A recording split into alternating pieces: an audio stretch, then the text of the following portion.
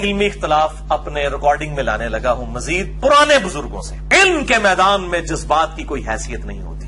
जब इल्मी मैदान होगा फिर किसी की दाढ़ी सफेद है काली है ये नहीं देखा जाएगा, कोई पुराना है नया ये नहीं देखा जाएगा, फिर निश्तर हाथ में होगा, फिर पेंडेस फटने वाला है तो आपने चीरा लगाना ही लगाना है। नंबर 1 इमाम अहमद बिन हंबल रहमहुल्लाह ताला अल मुतवफ़ा 241 हिजरी का कौल। इनके साथ मैं कौल मुबारक नहीं कह रहा क्योंकि ये मुबारक कौल नहीं है, साढ़े गाटे फिट हुए थे। इमाम अहमद बिन हंबल रहमहुल्लाह ताला का कौल है उनके यानी मुतज़िला और हमारे दरमियान जो फर्क है वो हमारे जनाजे करेंगे। अंदाजा करो, इन्ना लिल्लाहि व इन्ना इलैहि राजिऊन, यानी जिदा जनाजा वड्डा होएगा ना वो आगते होएगा। इसका मतलब ये है। बिस्मिल्लाहिर्रहमानिर्रहीम, अस्सलामु अलैकुम वरहमतुल्लाहि वबरकातुहू। बदतमीज़ी बद अखलाकी का मुज़ाहरा आपने देखा। इल्म के मैदान में कोई बड़ा नहीं देखा जाएगा, न छोटा नहीं देखा जाएगा, न सफ़ेद दाढ़ी देखी जाएगी, पुराना बुजुर्ग देखा नहीं जाएगा, बस पेंटस फटने वाला होगा उसको चीरा लगाना पड़ेगा। इतना तो बड़ा इल्मी बंदा है। तो कहता है कि अल्लाह के नबी मुखलस बंदे थे। मुखलिस होता है तो मुखलिस को मुखलिस पढ़ने वाला कितना बड़ा इल्मी होगा। और इमाम अहमद बिन हंबल रहमतुल्लाह अलैह के कौल मुबारक नहीं, नौज़ुबिल्लाह यानी कौल ख़बीस है, ये हमारे घाटे फिट हुआ है।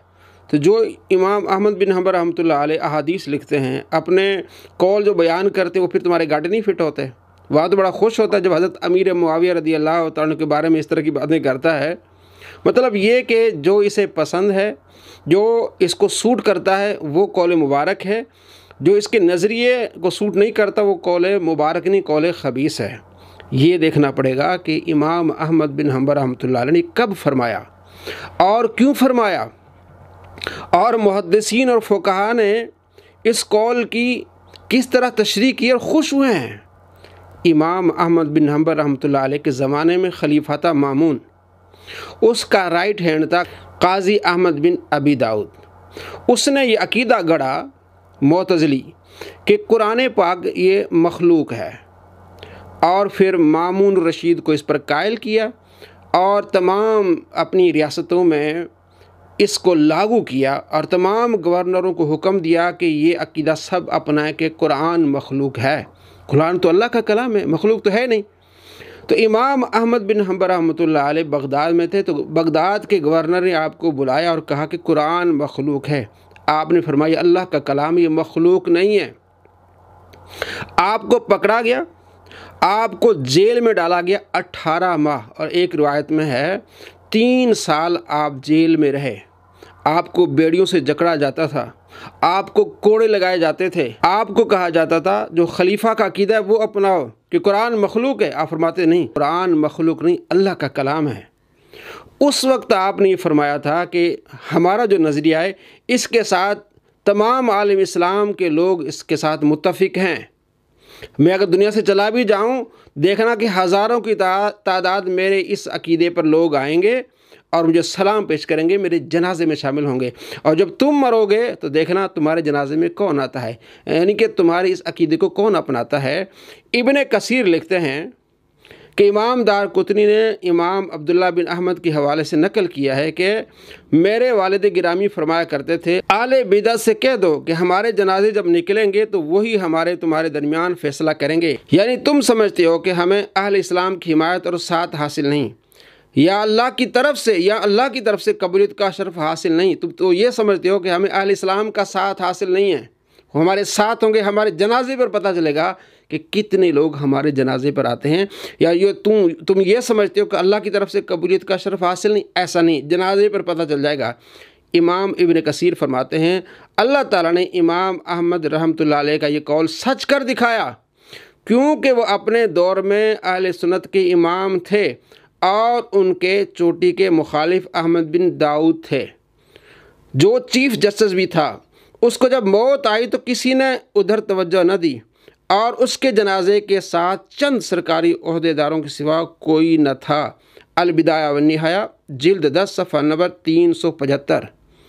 कि इस तरह लोगों ने इमाम अहमद बिन हंबल रहमतुल्लाह अलैह के अकीदे को अपनाया कि हज़ारों की तादाद में इमाम अहमद बिन हंबल रहमतुल्लाह अलैह के जनाजे पर लोग आए, और जो उसका मुखालिफ था मुतज़िली काजी, उसके जनाजे में चंद अफराद थे जो सरकारी अफराद थे। और इब्ने कसीर कहते हैं कि इमाम इब्ने कसीर के इस कौल को अल्लाह ने सच कर दिखाया इमाम इब्न कसीर कहते हैं कि अल्लाह ने सच कर दिखाया, और ये कहता है कि कौल मुबारक नहीं है। ये इसका पस मंज़र था। उस वक्त इमाम अहमद बिन हंबल रहमतुल्लाह फरमाया था कि हमारे जनाजे फ़ैसला करेंगे कि हमारे साथ आलम इस्लाम है, अल्लाह की ताईद हमारे साथ हासिल है। तुम खलीफा वक्त को बिगाड़ चुके हो, उसका अकीदा ख़राब कर चुके हो, लेकिन अवाम हमारे साथ है।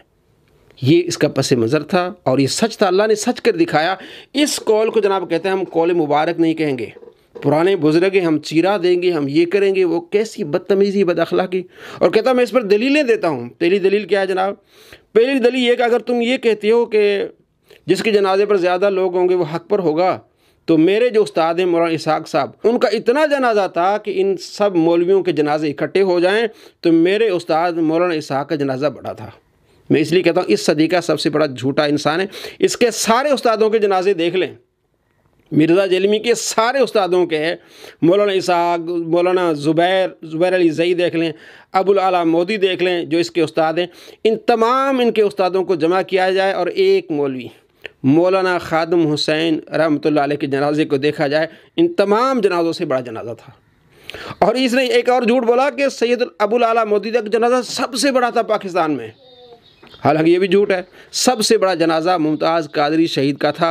और अगला टीका एक और एंटी वैनम लवो फक्की इल्जामी जवाब, क्या सैयदना उस्मान जो थे रज़ियल्लाहु ताला अन्हु अलैहि सलाम अहले हक थे या अहले बातिल थे? बमुश्किल दर्जन बंदों ने, 1 या 2 दर्जन बंदों ने उनका जनाजा पढ़ा है। रात के अंधेरे में उनको दफनाया गया है बकी गरकत में, क्योंकि बागियों ने उनको, उनके घर को घेरा हुआ था, उनकी लाश की बेरुमती करने का खतरा था।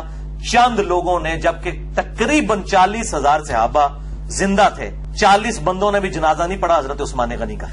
कैसे मुंह फाड़ के बातें कर रहा है। चंद लोगों ने हजरत उस्मान गनी रज़ियल्लाहु तआला अन्हु का जनाजा पढ़ा था, जबकि 40,000 सहाबा मौजूद थे, और ख़ुद अपने आप को झूठा किया कि उस वक्त जनाजे पे लोग जा नहीं सकते थे, इसलिए कि शरारती लोग मौजूद थे।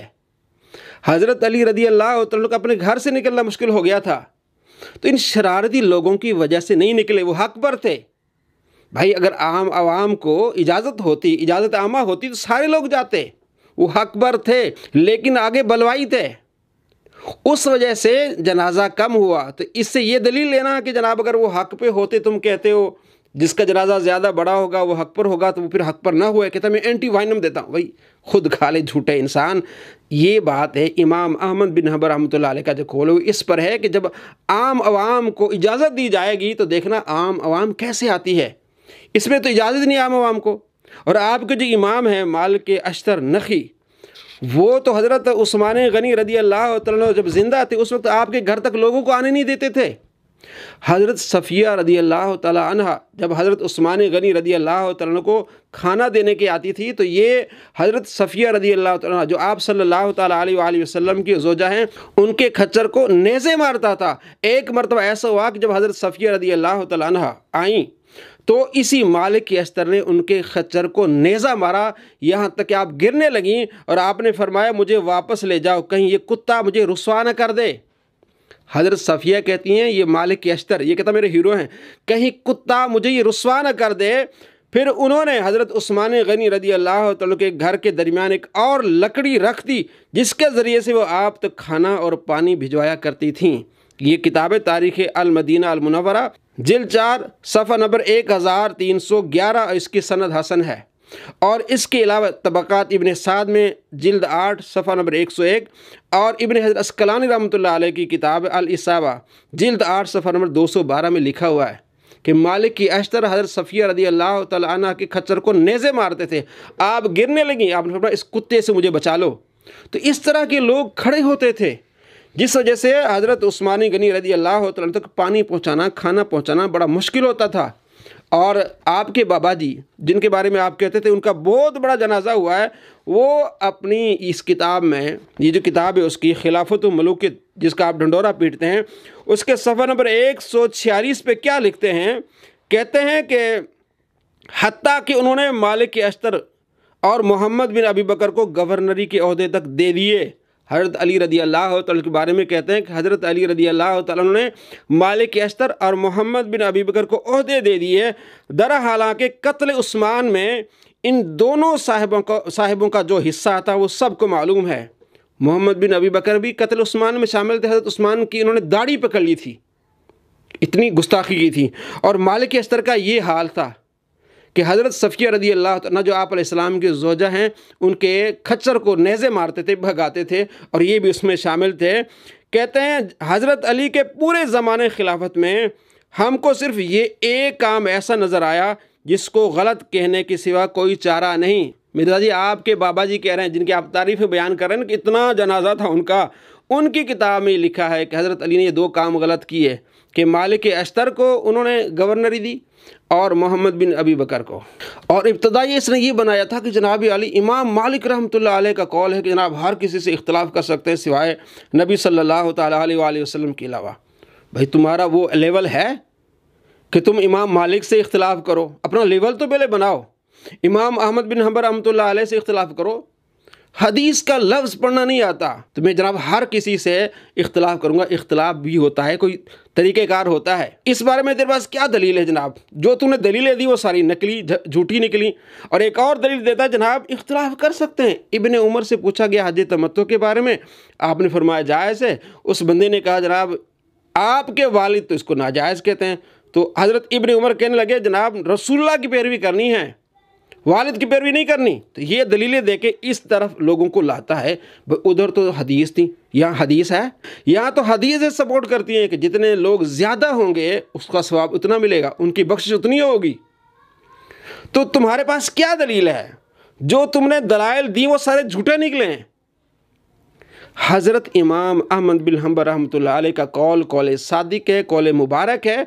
जिसको कौल खबीस ये कह रहा है, इसको सिर्फ तकलीफ़ ये है क्योंकि अहले सुन्नत के जनाजे बहुत बड़े होते हैं, अवाम शामिल होती है। अल्लामा खादिम हुसैन रज़वी रहमतुल्लाह अलैह का कितना बड़ा जनाजा हुआ। तो इसने हर उस बात को झूठा करने की कोशिश करनी होती है इस झूठे इंसान ने, चाहे वह किसी बड़े इमाम ने कहा हो। और कैसी गंदी ज़बान, गंदे मुँह से कौल मुबारक नहीं कहेंगे इसको।